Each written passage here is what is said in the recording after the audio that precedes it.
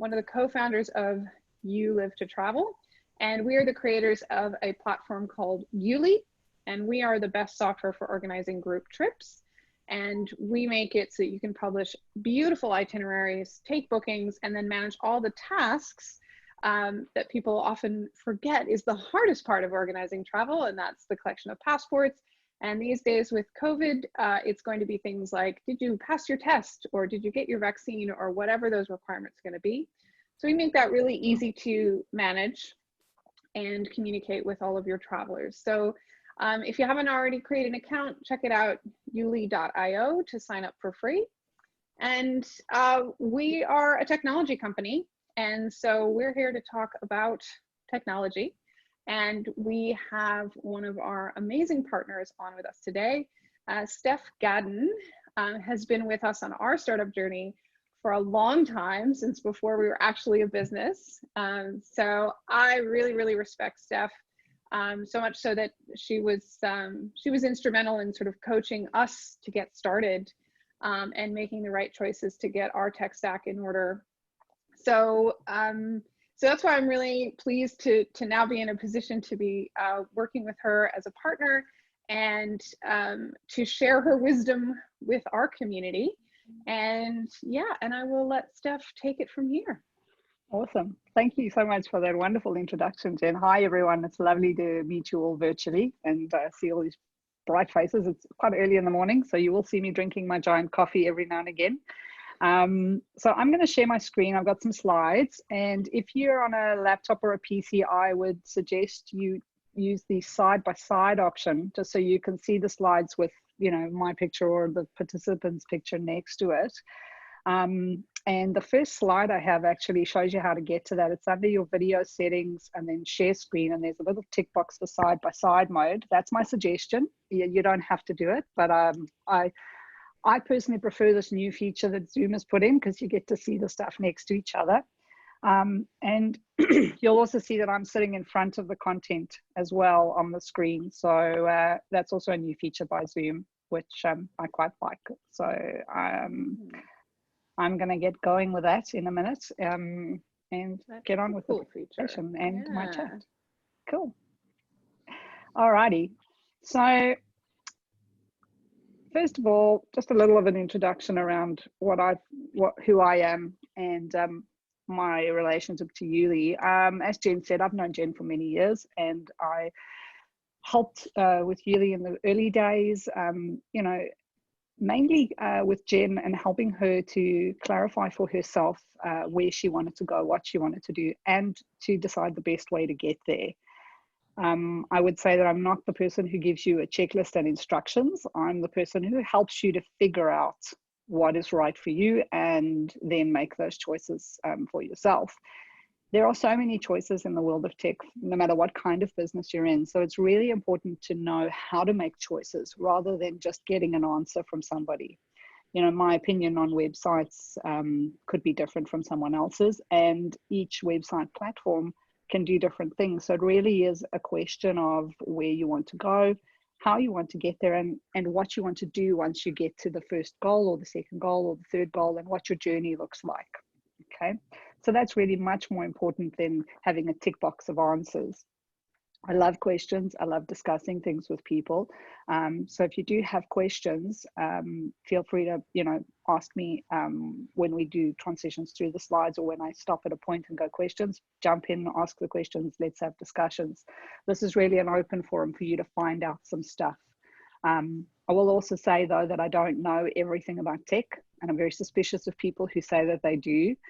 What I do know, I will happily share with you, and what I don't know, I will find out, or we can discuss, you know, alternatives, or, you know, thoughts around why you're looking at that particular thing, or what it is you want to achieve.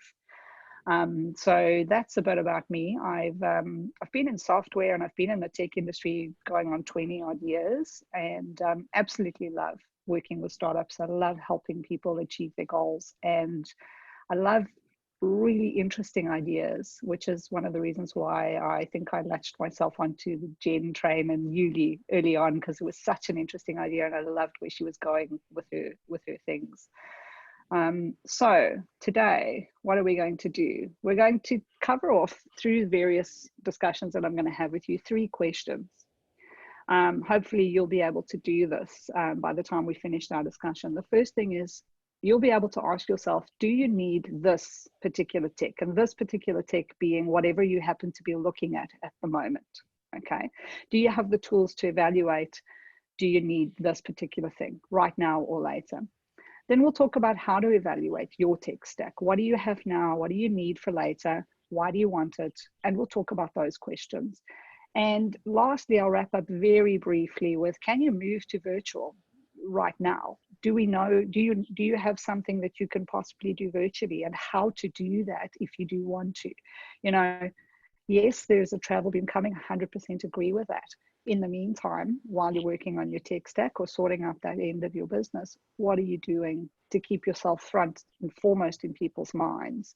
So we'll have a very brief discussion around what does that look like for you particularly. And there's a small enough group here that I reckon we can have a brief discussion with everybody through the hour, because there's no limits in terms of, you know, we don't have 50 people here, so we can possibly have a quick chat with everybody, just briefly running through some stuff. Yeah, that would be great. Yeah, so yeah, small enough group, happy to go directly to particular questions. So that's great. So first of all, I'm going to give you some stories about me and something I call the purposeful experience. Okay, now I'm probably not telling you guys something you don't know, because you are travel businesses and you're in the business of creating these highly curated, usually travel experiences for people that are transformational potentially. Okay. When I was younger, so you can hear from my accent, I'm sure, I'm South African by birth. And I went away to something in South Africa called the Veld School in late primary school. I was around 12 years old. Now, Veld School is a bit like a cross between a summer camp and this off out of bounds camping experience kind of thing, right? They don't do it during school holidays. They do it during term time because it's considered a learning experience. Now, off I went to Veld School with my friends. We had these wooden huts that we were staying in, no running water, you know, no electricity, that kind of thing. And we did a series of activities.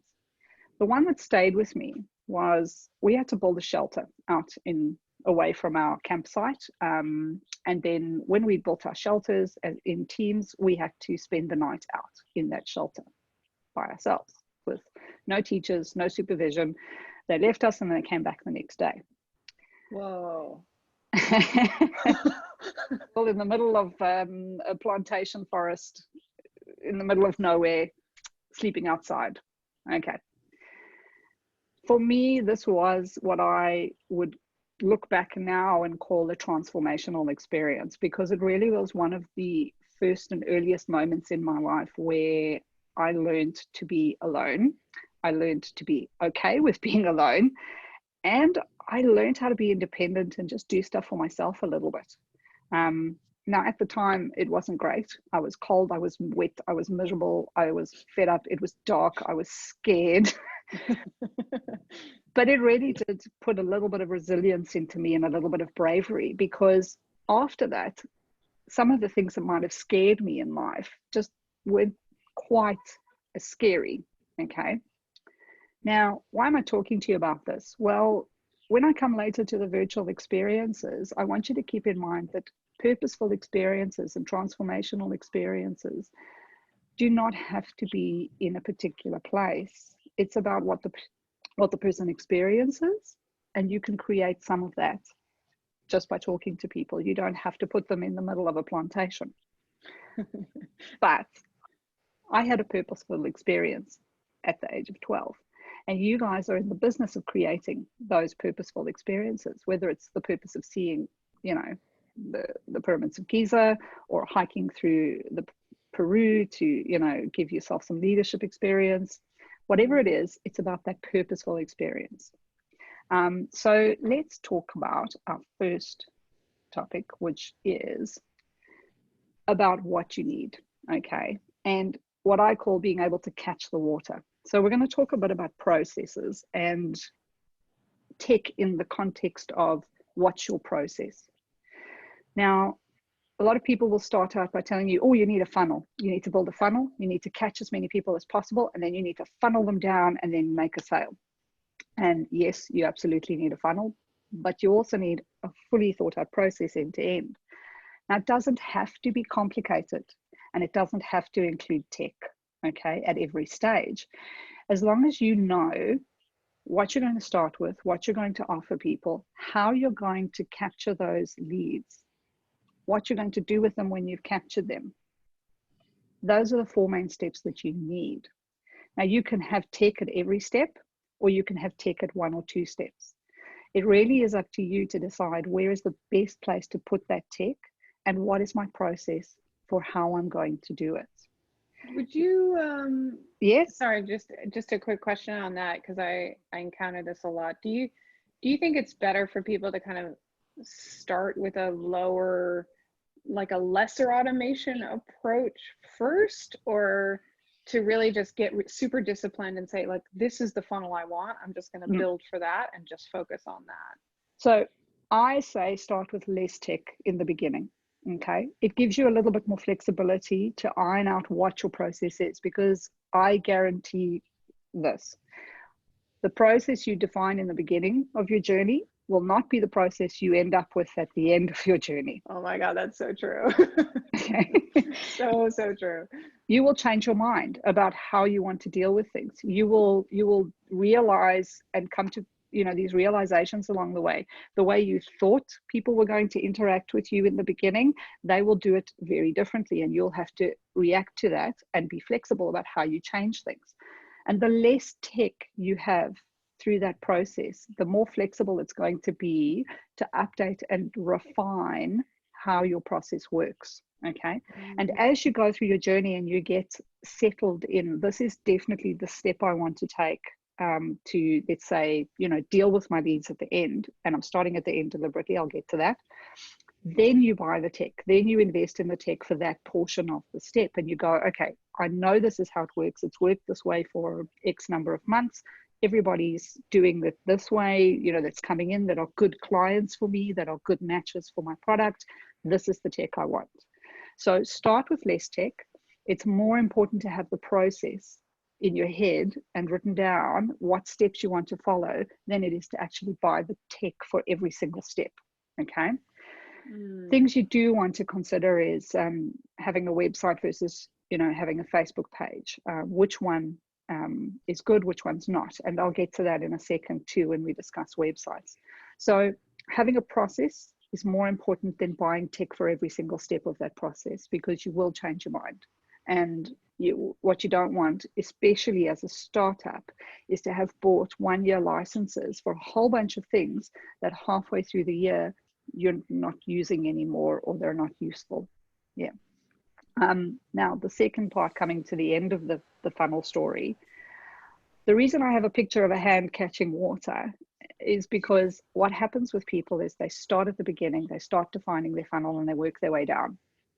And assuming things go well, assuming your marketing is doing well, assuming you've attracted enough attention, you suddenly get a whole bunch of leads and a whole bunch of people and interest in your business and your experiences and your travel options.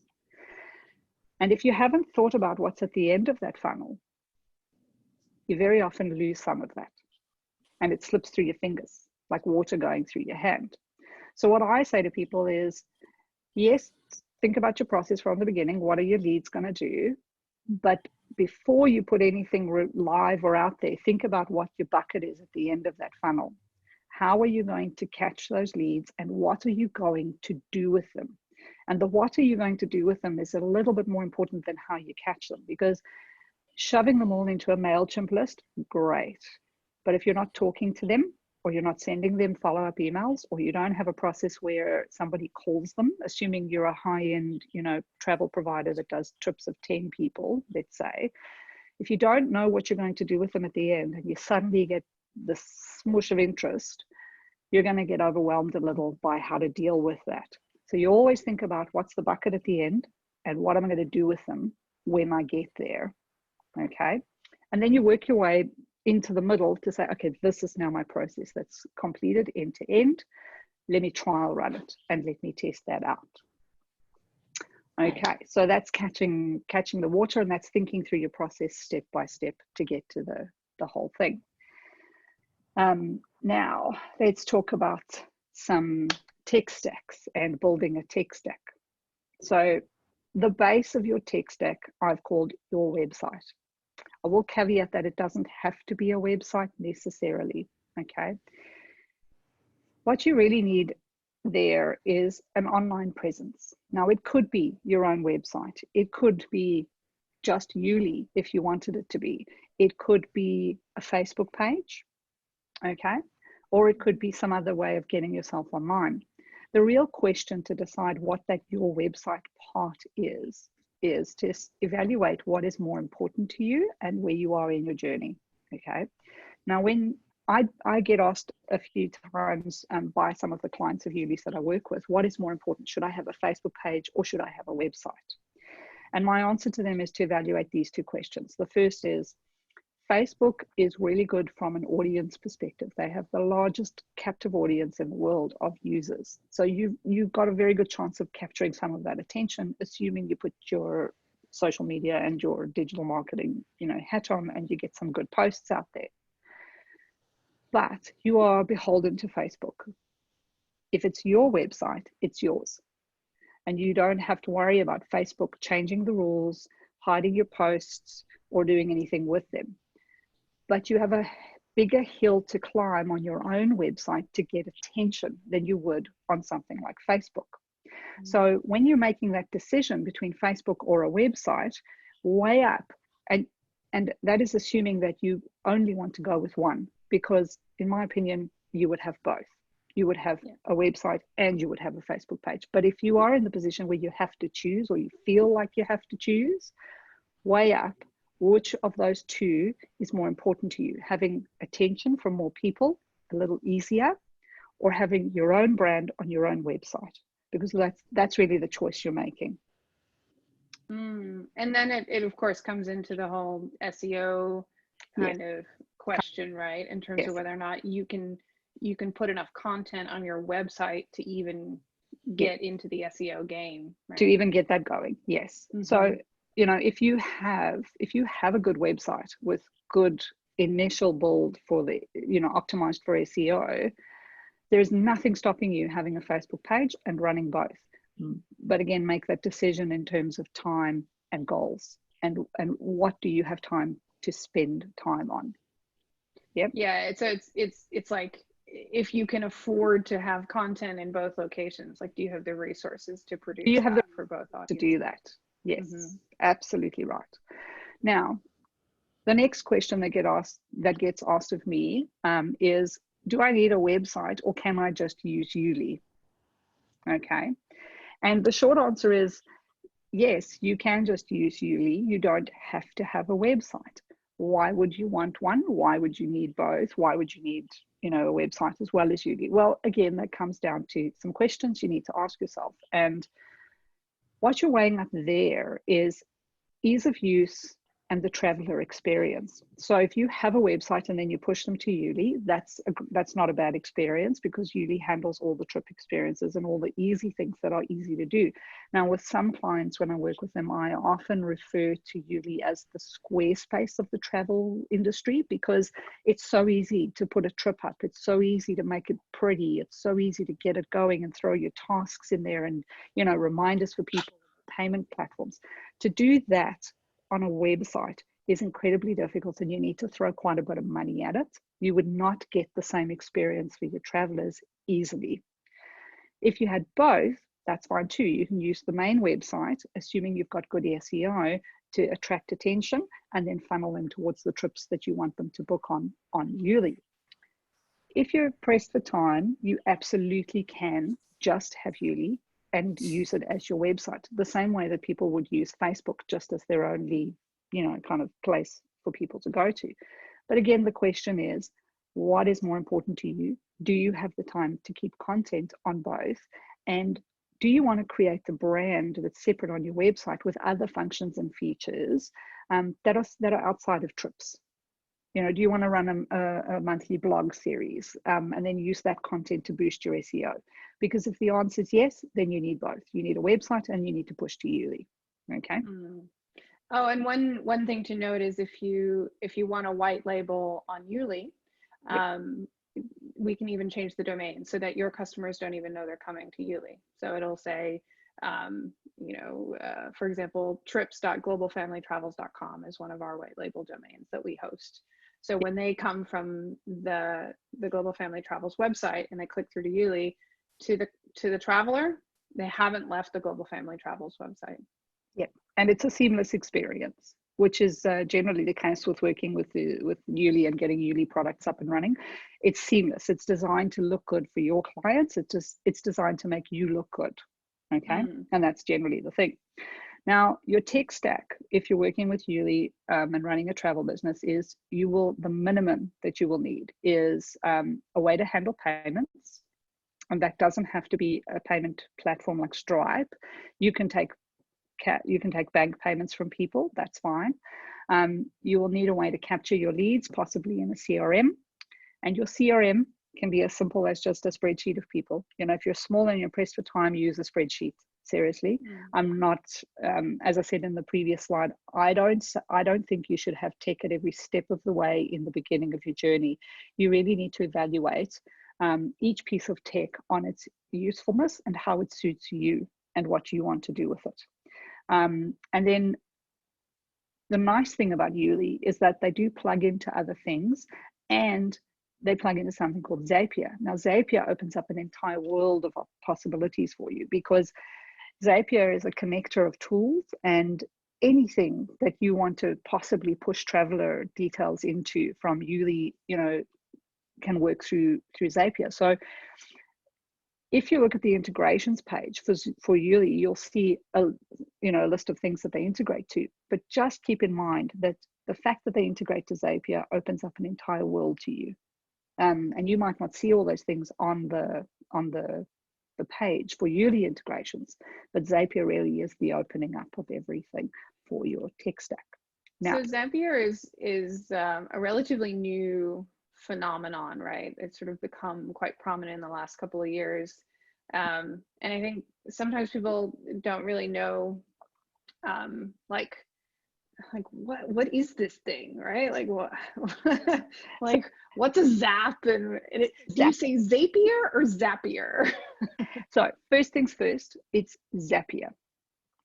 And there is a way to pronounce it that is actually detailed on the Zapier website. They're fussy about it. It is Zapier. Zapier. Yes, Zapier. I did make that mistake once. I got very, very quickly corrected. At me. And they are called zaps, these little bits of code that run between the two tools that you are connecting. So let's say between YouLi and between your CRM, okay? Assuming you have another custom CRM.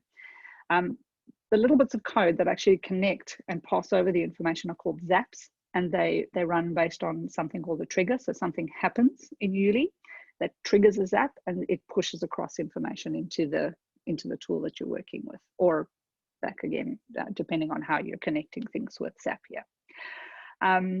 Right, so evaluating your tech stack. The first question you need to ask is, do I need this particular thing, and do I need it right now? If you do need it, how are you going to use it, and how do I expect it to make my working life better? What purpose is it serving?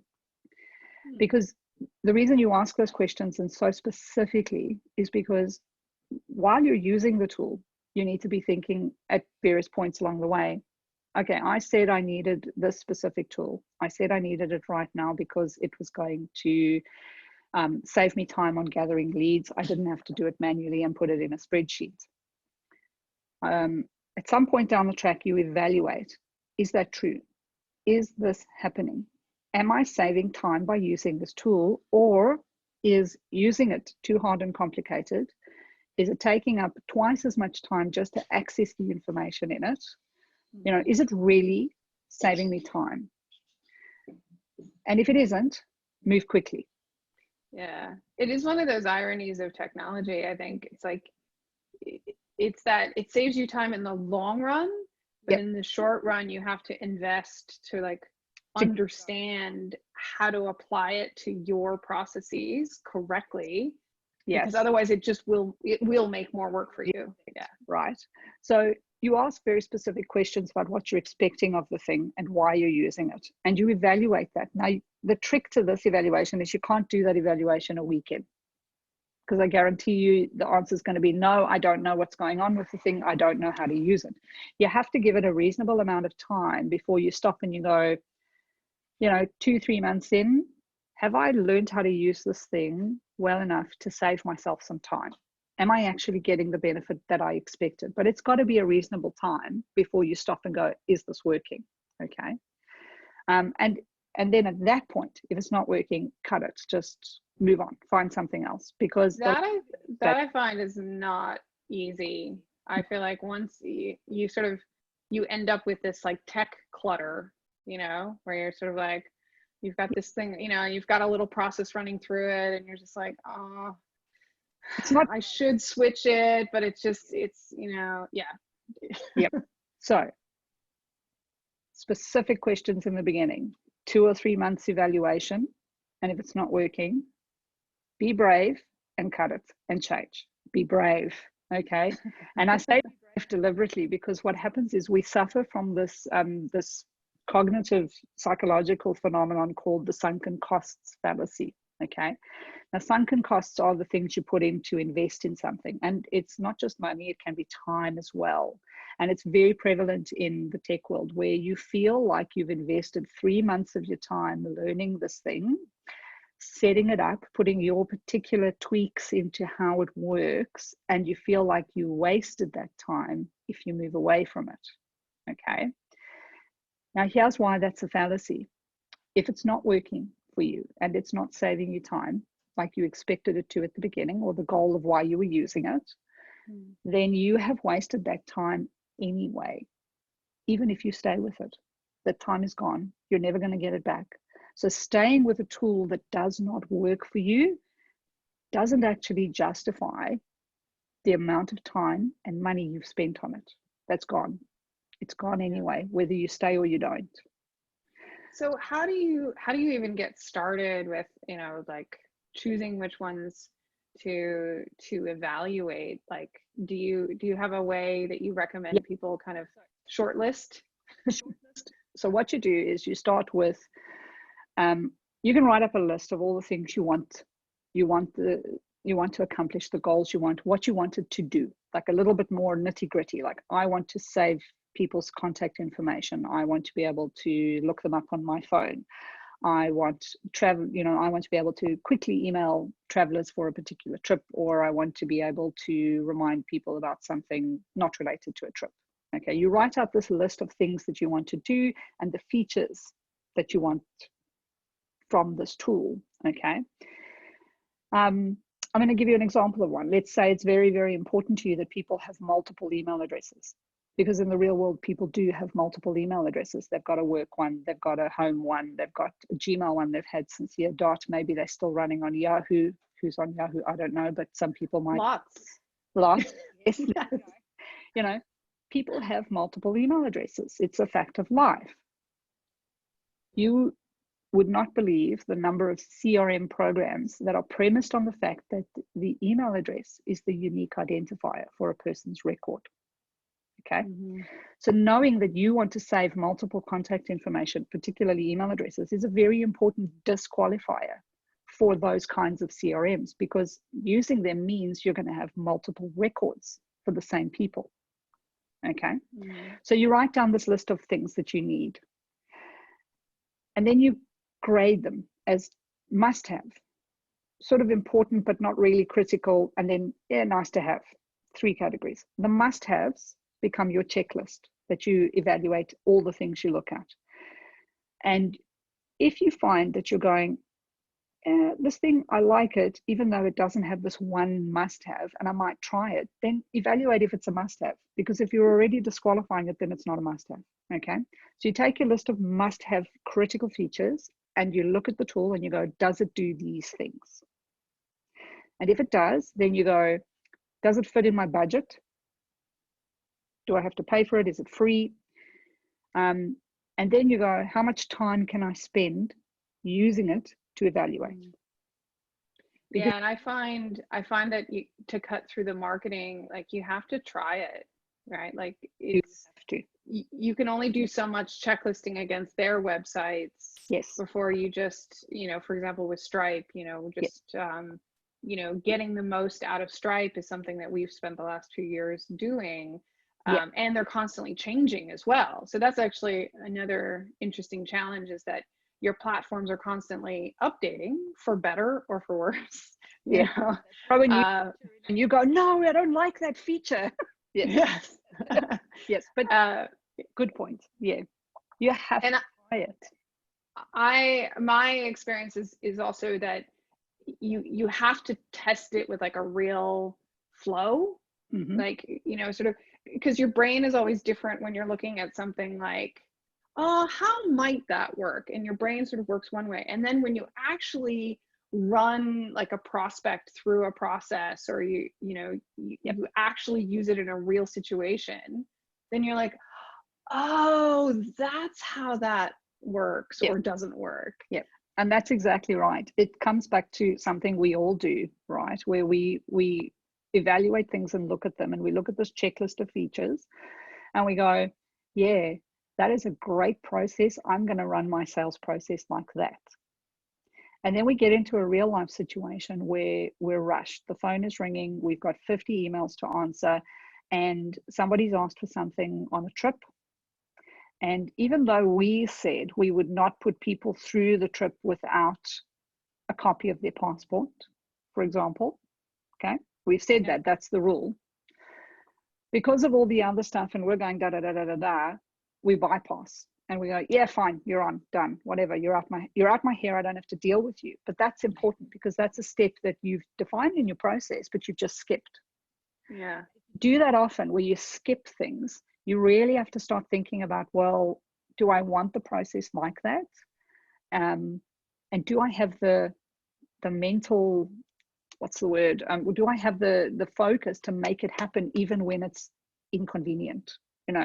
Because if you're skipping stuff like that, then you really need to come back and think, okay, if I'm always skipping it, maybe having a program that forces it to happen is the answer. Because if it's important, like a passport, I have to have it, and I need something that's going to make me do it.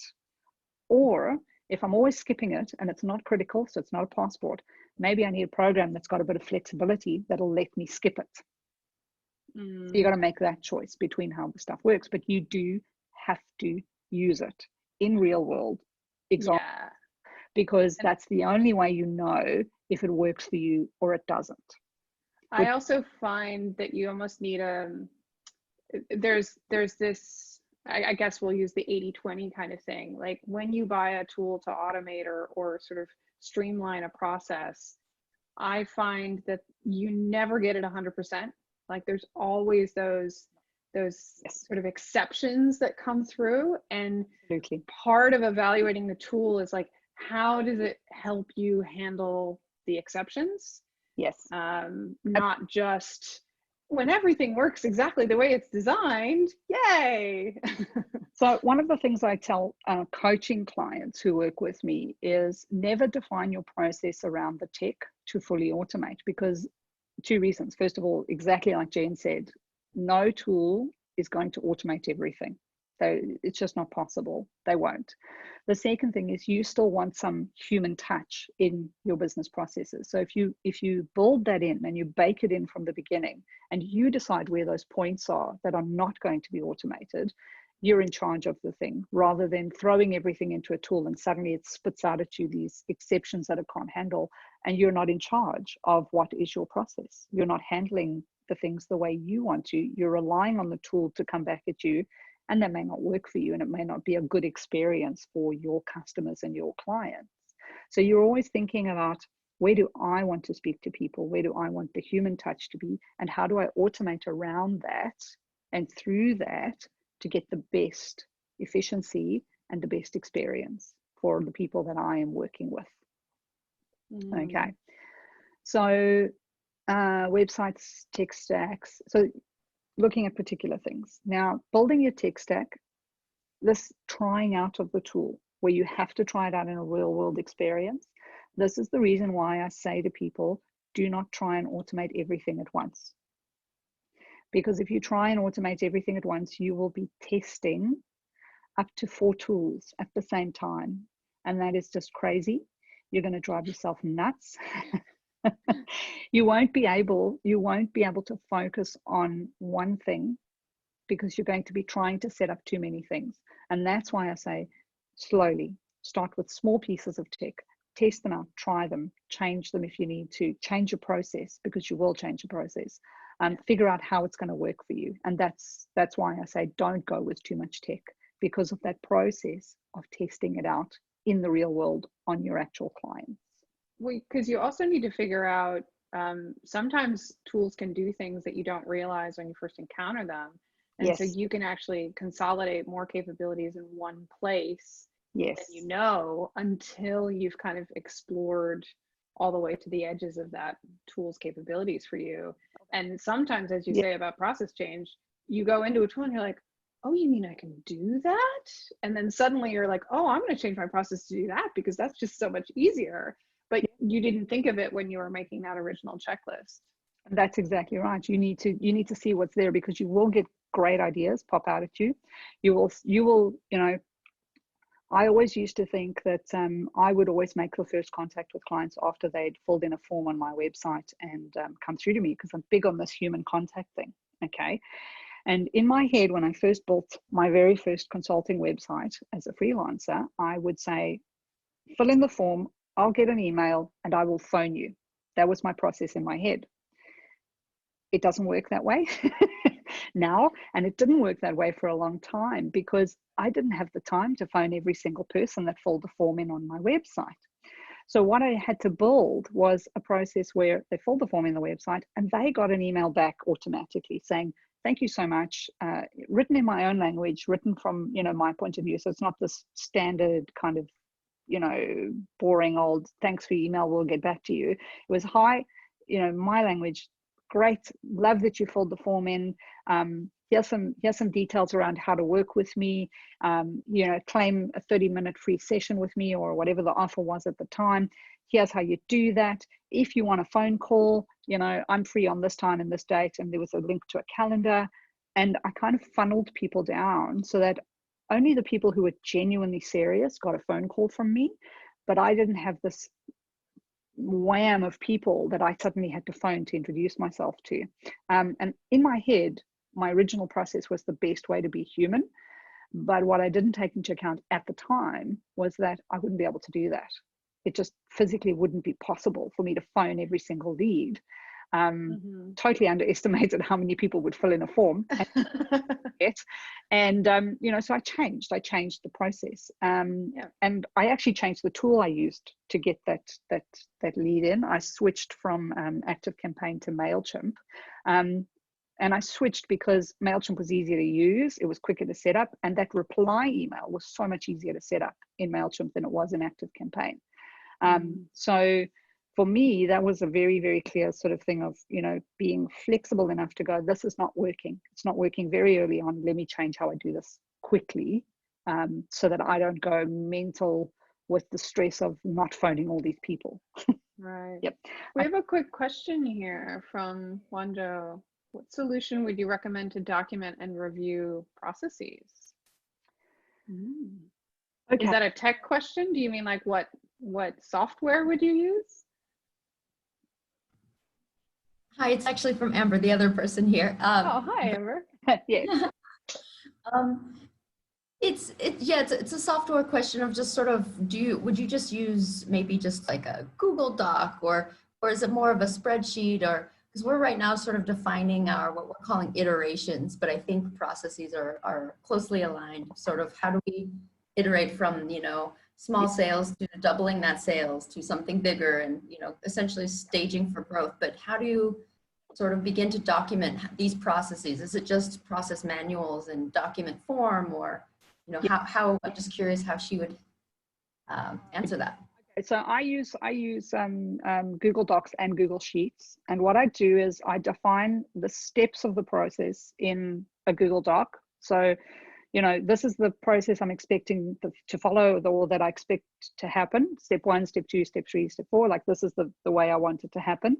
But I use Google Sheets to track the stats, the figures, the numbers, where I need to see, you know, a chart of how many people actually conform to that process, or how many people actually did I get in leads, or what numbers of sales did I make. So I define the steps of how I want the process in the Google Doc, and I use the sheets to track, let's say, the hard numbers of things. I set goals. I go, okay, I want so many leads at the beginning of my funnel. I want to filter it down, you know, to half of that at the next stage, that kind of thing. And that's how I use those two documents. I would say the answer to your question is really to figure out for you if that works for you, where you're happy to do like a manual of, you know, steps to follow, a checklist almost in Google Docs, and then set some goals and targets and use spreadsheets to track that. Having said that, you can use pretty much anything to do that. It doesn't have to be Google Docs or Google Sheets. It could be Word and Excel, or anything like that, where you just write the stuff out. Yeah. If you, I'd also, sorry, just a tip on the execution side as well. So whenever I'm pulling together a solution, you know, there's usually a number of different systems involved. If it's like, you know, my DNS is hosted over here, you know, I purchased the domain from this, I'm hosting the domain over here, I've got Cloudflare over here, and so I actually make one document that actually indicates where all those places are, as well as like who's the user and, you know, password stored in LastPass or whatever. Because right now you're like, oh, I know where all this is, right? Like, you know, but in 6 months after it's been automated and you forget about it, and then it breaks and you're like, oh, wait, where is that domain hosted? Yep. So I strongly encourage a sort of a tech sheet of just the high level. These are all the tech pieces used to implement this process. Yeah, I call that the tech stack Bible. So you have your sheet with everything, and exactly like Jen has listed out. And I don't have them in a Google Doc. Mine's saved in my password manager as a secure note, but same sort of thing. Just everything listed out, what the passwords are, where they are, how it all ties together. Yeah. So put yourself together a tech stack Bible. Okay, so yeah, that's where we are. Processes. Okay, so I think we've talked about YouLi. We have, yes, what it integrates to, a few things, what to do. A few things, yeah. I mean, for anybody who's interested to kind of learn a little bit more about what YouLi integrates with, in terms of like, if you put YouLi kind of at the center of your tech stack for delivering travel experiences, you know, just sort of reach out to us and we can certainly kind of dig into that for you. If you're interested in kind of like a bigger conversation around just tech stacks in general, that's where you would definitely reach out to Steph Gaddin. No worries. Okay, I'm going to move on to a few tips for doing virtual events, if everyone's okay, and then we can do questions and a discussion as well to wrap up. So you remember early on I said my experience with stuff was something I call purposeful experience. So you might be in the situation now where you can't do a travel experience with people because of the COVID situation, but how do you take an offering or something and host it virtually online? Okay, now I'm not going to talk to you about the obvious things, which is, you know, get a Zoom account or use another video tool or, you know, that sort of stuff.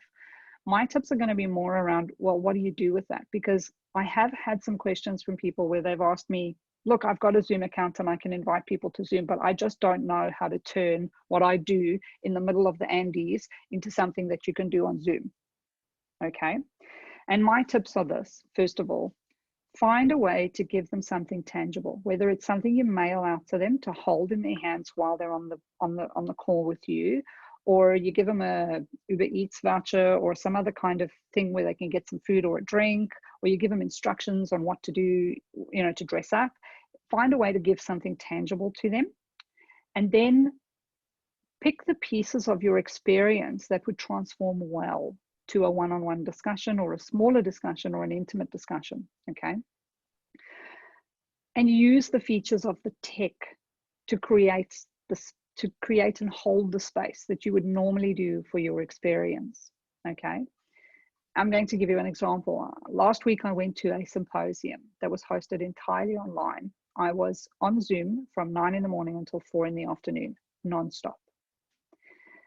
I thought I would be absolutely exhausted by the end of the day, and that bit was true. But what I didn't count on was the fact that through that experience, the way they managed that symposium was absolutely exceptional. Now, I had the opportunity several times through the day to go into breakout rooms with Zoom, because Zoom does breakout rooms. This is a feature.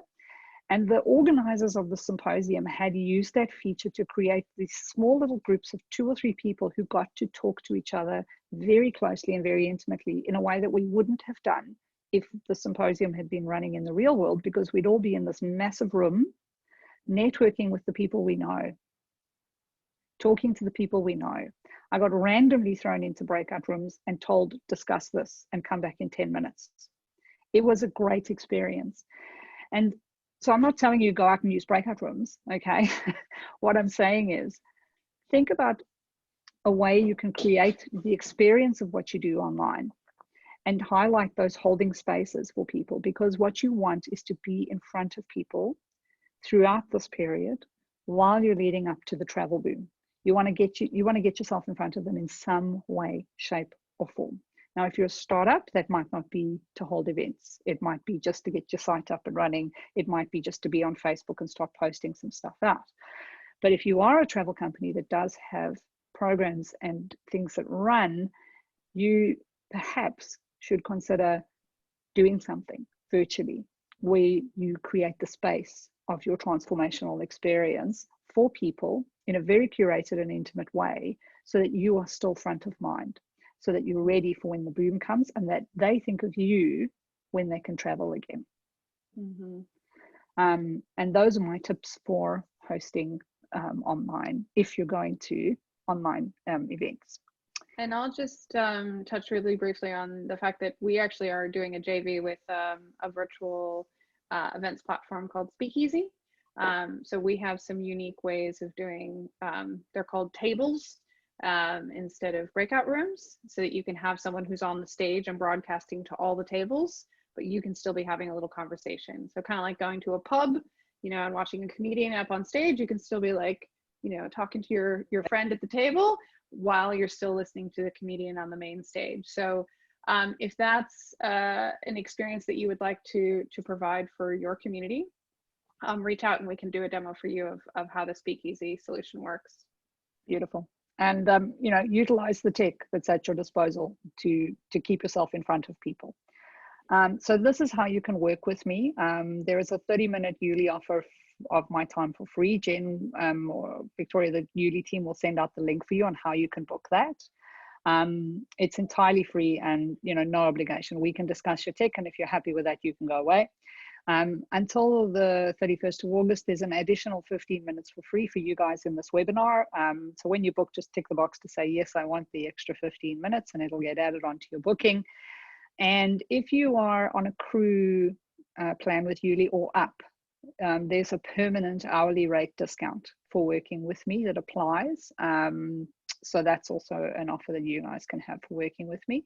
The best way to get hold of me and to book that time is to go through the booking form with that Jen will send out, or the guys will send out from YouLi, because then it gets you into my CRM and my process, and then we connect and go from there, and you can find a time that overlaps with the best time for you guys. Awesome. And that brings us almost 6 or 7 minutes to go for questions and discussion. Yeah, and I see Ben has joined us. Hey there, Ben. You're on mute there. There you go. I'm good now. There you are. How are you? Yeah, good. Welcome back from your kayak trip, right? This was a support crew for an ocean swimmer. Actually, I've got a kayak trip that we've put through the YouLi platform that's going out in 5 weeks' time. So it's good to be using the system again and working out what tech stack I need. Exactly. So yeah, do you have any questions for Steph? Oh, I've made loads of notes. I've made lots of notes here sitting on the side of the page at the moment. I think it would be nice to have some conversations because I had plans as about February the 28th. I had lots of plans with the tech stack and how I was expanding, and all of that's just gone on the back burner. So it's just working out the relevance of what might be needed. And again, preparing for we've all talked about the dawn, and when the dawn arrives, it's coming. Yeah. As we said, we're in pre-dawn at the moment, but it'd be nice when the dawn arrives to have that either a system set up. And I've actually employed some more electronic stuff since we've gone into the hibernation mode, using things like electronic waiver signings and all those sorts of things that we'd sort of talked about offline, Jen. And so I'm slowly building and growing that portfolio of different things in that stack.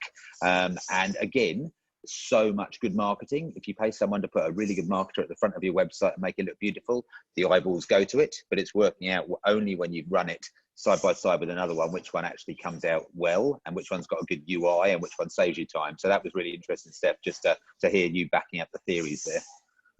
Yeah, you have to test and you got to see which one works. And yes, absolutely. And we're only one expedition in, so I won't say it's the do all and end all, but it's working so far. Good. Do we have anybody else on the line that wants to ask a question? Let's see, we've got Amelia, I think, in Canada. Nope. All righty. Well, yeah. So I mean, I think the main thing that I, really, what I really like is that Steph is very much focused on outcomes. And I think one of the challenges that we find being in tech is that so often people just want to run and oh, I need a chat bot. It's like, well, do you need a chat bot? Is that, is that where you are in the business? And so, maybe you do, maybe you don't, but that is starting from the wrong question, right? The question should be, hey, I'm getting overwhelmed with the number of people who are asking me the exact same question every time. I can't handle that. Okay, what chatbot would solve that problem for me? So starting with the business problem and then finding a tech solution that would address it, rather than starting with shiny new technology, I must use it or else I am behind. Right? Don't fall for the shiny new toy. Please don't fall for the shiny new toy. Figure out if it's really going to help you first. Yeah, well, I think those are the words of wisdom. And, we also just want to say, stay strong, everybody out there. Keep using this quiet time to rethink your tech stack and to just, plan for the future as much as you can.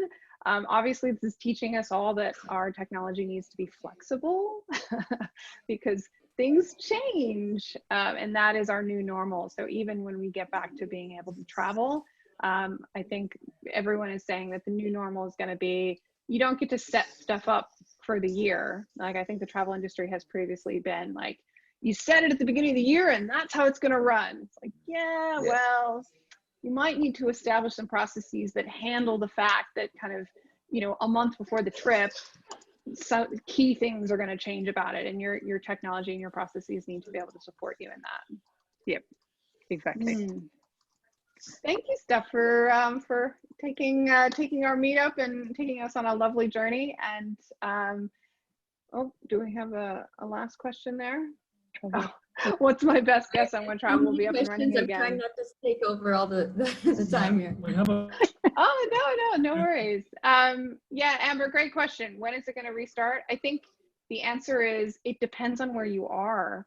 So, Ben is able to run some local experiences where he is in Queensland. I know some people in the US that are able to do some local, hiking excursions in their parts of the country. So, and my understanding is, British people are traveling to Spain right now for the end of summer holidays. So it's kind of where you're at, what the changing rules are. So, and I think that's why I'm saying that's the hardest part is I don't think it's going to be the whole world is now open. It's going to be, this is open for these people, right? There's actually a really amazing website that I found for Europe where they've actually done a whole map, and we can send that out, but it's you can click on the country and it'll tell you if you're coming from Sweden, you have to this, but if you're coming from England, you don't have to quarantine, or, you know, whatever those rules are. And so you can kind of figure all that out.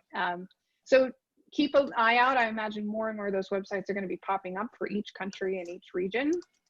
But yeah, I think it's just getting creative, coming up with new products to match the reality on the ground instead of waiting for it to all be back to normal. I'm just laughing at Ben's comments.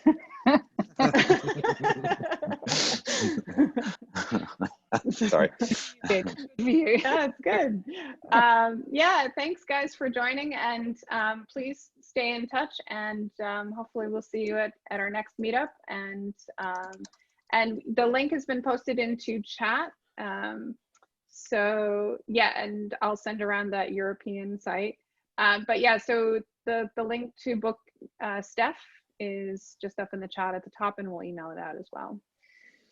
Beautiful. Thank you guys so much. Have a wonderful day, rest of your day on the other side of the world. And yeah, see you guys next time. See you guys. Bye. Cheers, everybody.